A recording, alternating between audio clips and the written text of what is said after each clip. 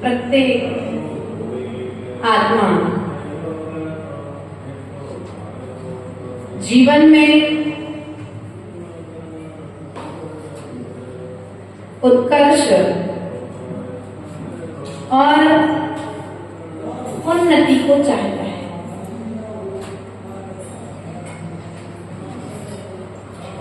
आचार्य भगवत कहते हैं, यदि आप अपना उत्कर्ष चाहते हो, यदि आप अपनी उन्नति चाहते हो, तो अपने उपयोग को संभालो। किसको संभालना है? किसको संभालना है? उपयोग अर्थात अपने ज्ञान को। किसको संभालना है? अपने ज्ञान को संभालना है। और यदि हमारा ज्ञान संभल गया, हमारा उपयोग संभल गया, हमारा मन संभल गया, तो आचार्य भगवान कहते हैं आपकी उन्नति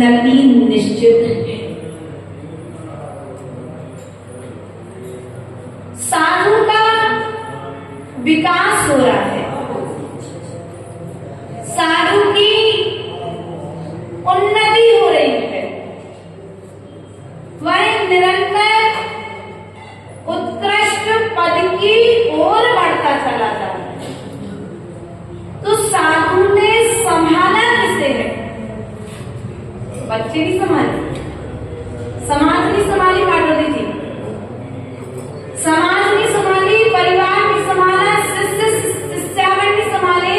यदि उन्होंने किसी को संभाला है तो मात्र अपने ज्ञान को संभाला है, अपने उपयोग को संभाला है।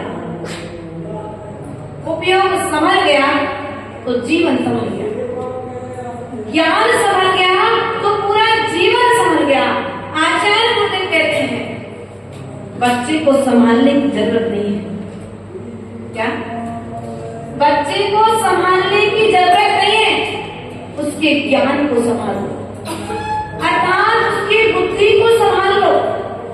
उसकी बुद्धि संभल गई, उसका जीवन समझ जाएगा।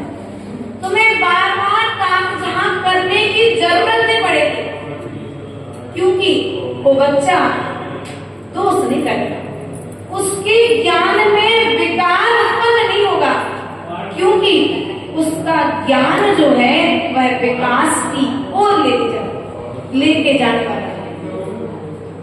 इस ज्ञान के द्वारा हम चाहे तो अपना विकास कर सकते हैं और चाहे तो अपना विनाश कर सकते हैं। भैया मोनू भैया, चाहे तो बुद्धि के द्वारा हम विकास कर सकते हैं और चाहे तो बुद्धि के द्वारा हम अपना विनाश कर सकते हैं। बुद्धि आपके पास में भी है और हमारे पास में भी है, और बुद्धि एपीजे अब्दुल कलाम के पास में भी थी, और बुद्धि उस जीव के पास में भी है जो एटम बम बना। क्या?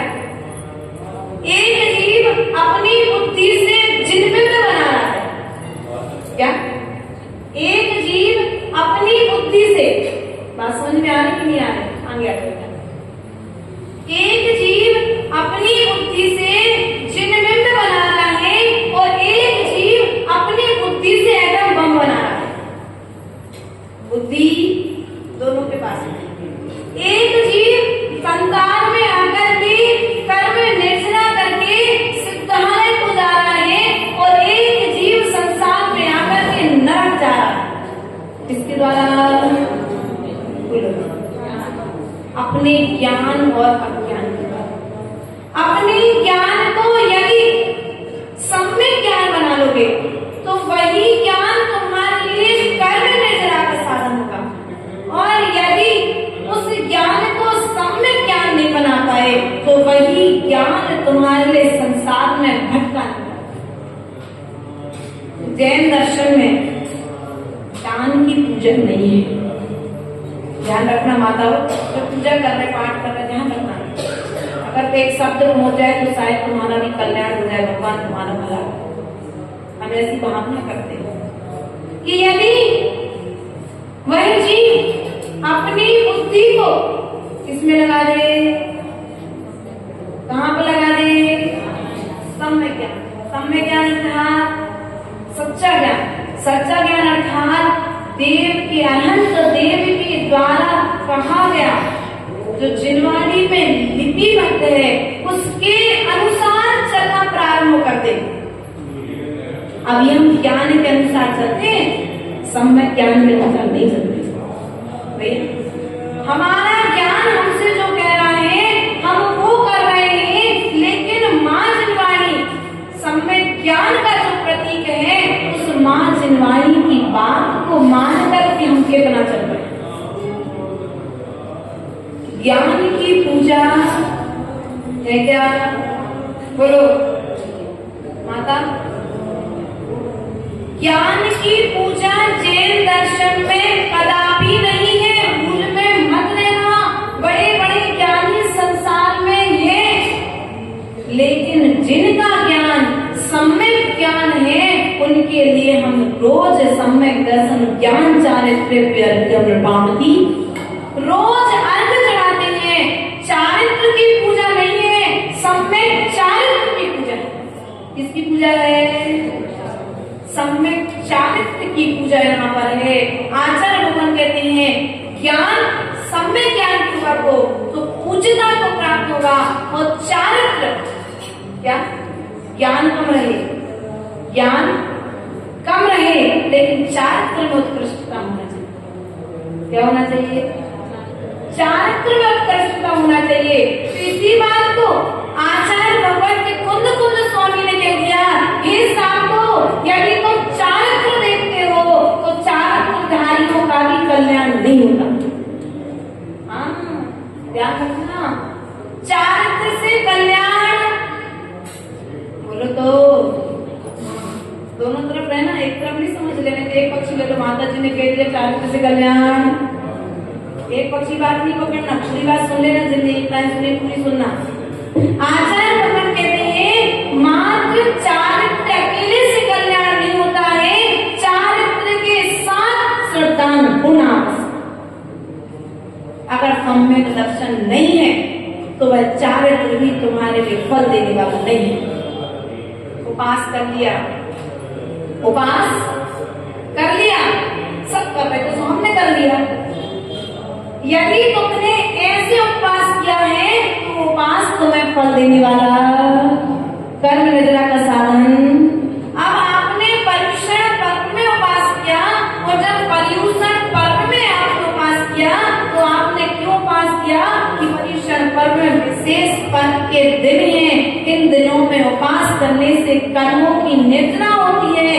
इन दिनों में देवी देवता भी, सम्यक दृष्टि देवी भी जब पर्वों में भगवान की वंदना करते हैं तो हम मनुष्य कम से कम जीवन भर तो भोजन करते हैं, इन 10 दिनों में त्याग का अभ्यास करते हैं। यदि इस बात को मान करके त्याग करते हो तो त्याग का फल मिलेगा। श्रद्धा के साथ त्याग करते हो, किसके साथ? आचार्य भगवान कहते हैं चारित्र तो महल की तरह है, कलश की तरह है। किसकी तरह है? चारित्र, ये मंदिर बना है, ध्यान देना, मंदिर पर जो कलश चढ़ा है वो चारित्र है। क्या है वो? चारित्र। और जो जिनेंद्र भगवान की वेदी पर वेदी बनी हुई है वो सम्यक ज्ञान का प्रतीक है। इसका प्रतीक है वेदी, वेदी सम्यक ज्ञान का प्रतीक है, कलश सम्यक चारित्र का प्रतीक है, और सम्यक दर्शन नींव का प्रतीक है। किसका प्रतीक है? जो मंदिर में आपने नींव भरी है उस नींव का प्रतीक है। यदि तुमने नींव नहीं भरो तो वह मंदिर भी सुरक्षित। उसी प्रकार से सम्यक दर्शन की नींव भर करके सम्यक ज्ञान को प्राप्त करो, और सम्यक ज्ञान को प्राप्त करके सम्यक चारित्र रूप अपना आचरण बना लो। आचार्य भगवान कहते हैं आपका कल्याण पुनः प्रारंभ हो जाएगा। आपकी बुद्धि जो विनाश की ओर जा रही है वह विकास की ओर चलने लगेगी। प्रिय बंधुओं, स्वार्थ का त्याग करना पड़ेगा। जब भगवान महावीर स्वामी समूह में बैठे तो उन्होंने जीव मात्र के कल्याण के लिए उपदेश दिया है। किसके कल्याण के लिए? किसके कल्याण के लिए? जीव मात्र के लिए, हमारे कल्याण के लिए उपदेश दिया। हम उस समय भले समूह में नहीं होंगे, होंगे भी तो कहीं ना कहीं कोई नृत्यांगनाओं के नृत्य देखने में लग गए होंगे, इसलिए हम उस समय साक्षात वहां पर रहते हुए भी अपना कल्याण नहीं कर पाए। लेकिन अब भी मौका, क्या करो? संपूजिकानां प्रतिपालिकानां यतीन्द्रश्यामान् तपोधनानां देशस्य राष्ट्रस्य पुरस्सराज्ञा करो तो शांति। किसकी शांति करो भगवान? हमारी, परिवार की, समाज की, घर की, कि पूरे विश्व की? पूरे राष्ट्र की। इस राष्ट्र में जितने जीव हैं, इस विश्व में जितने जीव हैं, एक इंद्री से लेकर के 5 इंद्री पर्यंत तक जीवों को भगवान शांति प्राप्त हो, उनकी भी कर्मों की निर्जरा हो, इतनी विशालता अपने पहले हृदय में लानी पड़ेगी। वरना हम मात्र अपना सोच पाते हैं, अपने परिवार का सोच पाते हैं, अपनी समाज का सोच पाते हैं, अपने रिश्तेदारों का मात्र सोच पाते हैं। भगवान महावीर स्वामी की जयकारा आज हम 2550 वर्ष बाद भी लगा रहे हैं भैया, तो मात्र उनकी निस्वार्थ वृत्ति के कारण। किस कारण? निस्वार्थ वृत्ति।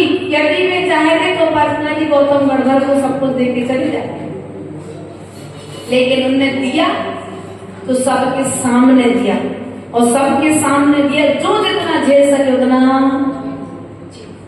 जिसके बातों में जितना था उसको उतना मिला। हमें भी मिला होगा, लेकिन फिर भी हमारा थोड़ा सा पुण्य कम, लेकिन पछताने के लिए मौका नहीं है। अब तो संभलने का समय है। कौन सा समय आया है?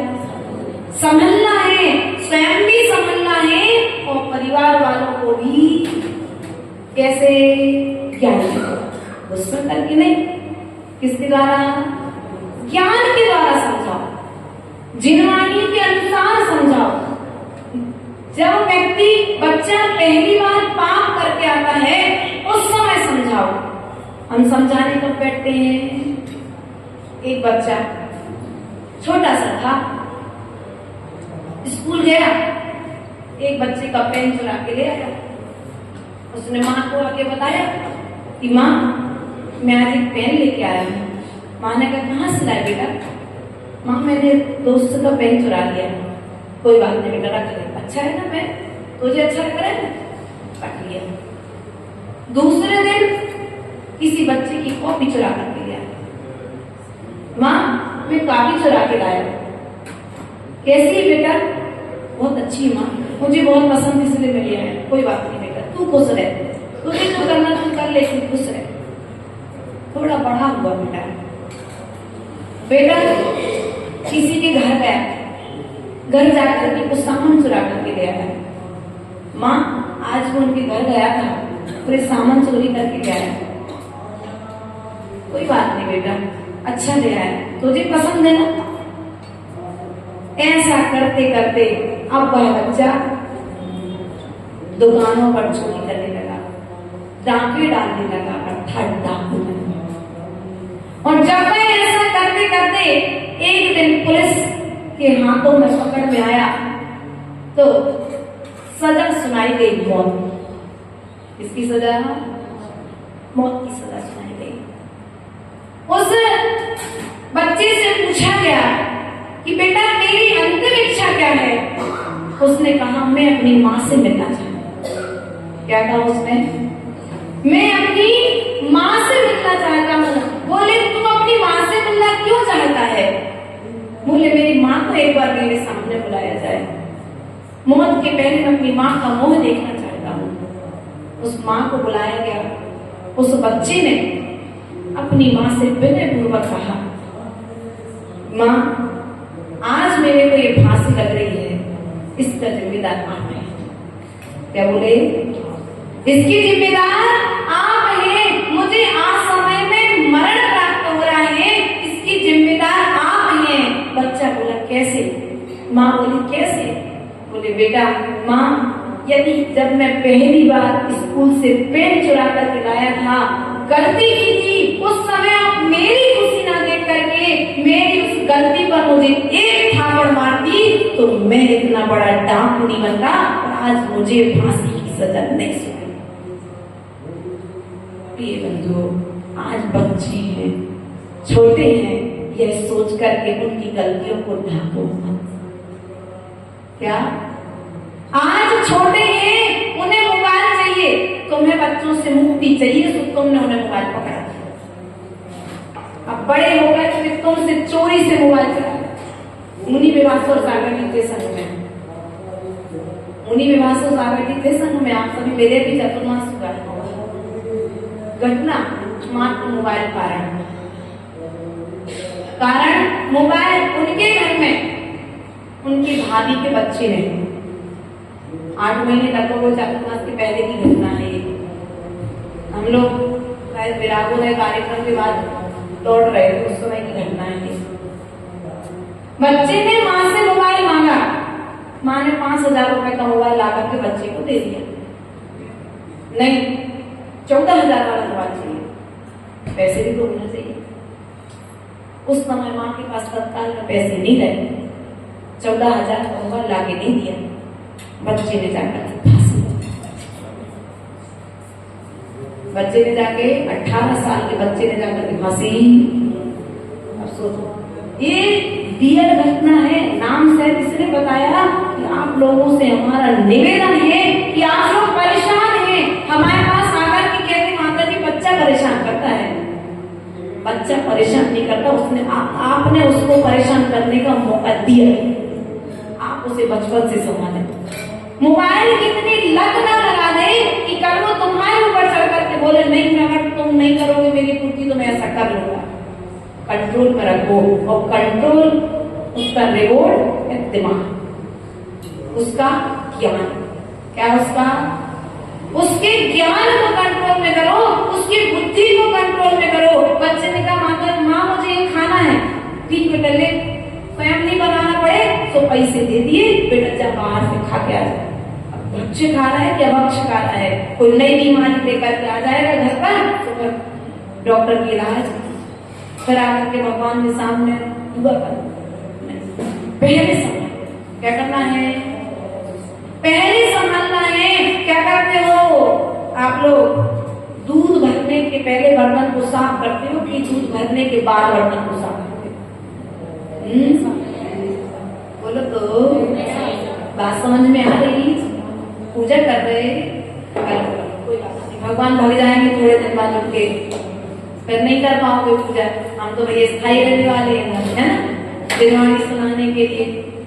हमारी बात को ध्यान पूर्वक सुनो माता हो। जहां जहां पर आप लोग प्रमाद कर रहे हैं, आज छोटे छोटे बच्चे आत्महत्या कर रहे हैं, आज छोटी छोटी बच्चियां बैतूल जिला में रह करके आए, विश्वास नहीं करोगे, उस क्षेत्र को छोड़ने के कुछ कारण ऐसे थे जो बता नहीं सकते, लेकिन वहां पर छोटी छोटी बच्चियां 10 साल की, 11 साल की, 16 साल की, जिनकी अभी कोई उम्र नहीं है, पढ़ाई की उम्र है, मात्र माता पिता को बच्चों से बच्चे उन्हें परेशान ना करें तो मोबाइल पकड़ा दिया, और आज बच्चे भटक रहे हैं। बच्चों ने आकर के हमसे कहा माता जी कैसे, लेकिन हमें समस्या में फंस गए। हमने कहा बेटा भगवान की भक्ति करो, कुछ नहीं तो हमारे पास आकर के रहो, कोई समस्या ही नहीं मुझे नहीं। तो कहने का तात्पर्य माता हो, यदि बच्चों को बचाना है तो उनके ज्ञान को संभालो। किसको संभाल लो? आज मौका है, जो हाथ से निकल गए उन पर हम चिंतन करते हैं। दूसरे के बच्चे की चर्चा तो घर में बैठ के करते हैं, अपने बच्चे की ओर हमारी दृष्टि। दूसरे का बच्चा मुसलमान के साथ भग गया, ये तो कहती है कहीं तुम्हारा बच्चा भगने की तैयारी तो नहीं करता। ओवर कॉन्फिडेंस में मत रहना, ओवर कॉन्फिडेंस में, क्योंकि जो तुम्हारे पास पढ़िए तुम्हें आज बैठा है वो कल तुम्हारे धोखा लेकर के, हमें इतना विश्वास है माता जी अपने बच्चों पर, हमें धोखा नहीं देंगे। वो कहते ना हमें बहुत ज्यादा विश्वास है, नहीं, आचार्य गुरुदेव कहते हैं अपने रोम पर भी विश्वास नहीं करना, अपने रोम पर भी विश्वास नहीं होना चाहिए, अंधा विश्वास नहीं होना चाहिए, क्योंकि आज समय में यदि रोम भी निकलता है तो वह भी फुंसी को देख करके जाता तब फोड़ा बन जाता, वह भी दुख को देने वाला है। इसलिए तुम्हारे दुख का कारण है तुम्हारा अज्ञान, तुम्हारे विनाश का कारण है तुम्हारा अज्ञान। यदि किसी को संभालना है तो मात्र अपने ज्ञान को संभालो, और अपने ज्ञान के साथ साथ में तुम्हारे घर में रहने वाली संतान की ज्ञान को संभालोगे तो पूरा राष्ट्र समझ जाएगा, परिवार समझ जाएगा, समाज समझ जाएगी, देश समझ जाएगा। ये काम होगा देश के विकास में, समाज के विकास में हमारा एक कदम होना चाहिए कि हम बच्चों से निजात नहीं चाहते। क्या चाहते हम लोग? अरे बच्चे तक छूटे, बच्चे बिल्कुल परेशान करते हैं। माता जी आप लोग 6 थे, कैसे ले रही थी मम्मी ने? हम 6 थे। कितने थे हम लोग? माता जी 5 लोग हैं, हम लोग 6 लोग थे, पापा लोग 6 लोग थे, नानी लोग, मौसी लोग 6 लोग हैं, लगभग एक आंकड़ा कहने। और आज के समय में आप लोग तो कितने, 1 या 2 में ही। क्यों? क्योंकि आप अपनी जिंदगी जीना चाहें। हम बाहर नहीं घूम पाएंगे, हम होटलों पे नहीं जा पाएंगे, हम आदि समझ जाओ आप लोग किस किस प्रकार से निजात चाहते हो, तो बच्चों से निजात मत चाहो।